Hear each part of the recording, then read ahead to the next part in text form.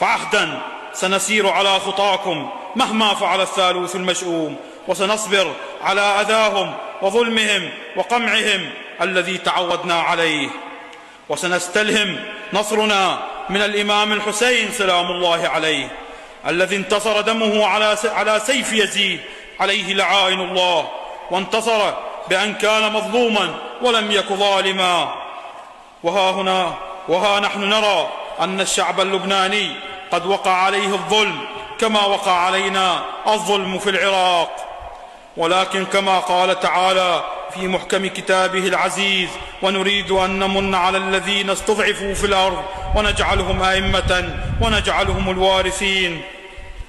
اللهم فاجعل من المظلومين في العراق ولبنان هم الوارثين، يرثون جنة الفردوس أو جنة عدن هم فيها خالدون بعونك وفضلك يا الله.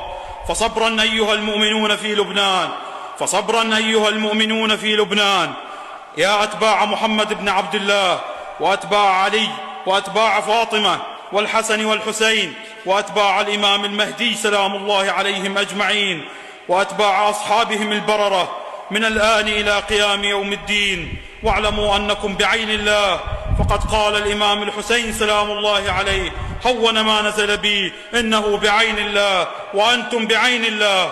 ولا تنسوا قول الشاعر: ويقدم الأموي وهو مؤخر، ويؤخر العلوي وهو مقدم. وأنا أقول: ويقدم الإسرائيلي وهو مؤخر، ويؤخر اللبناني وهو مقدم.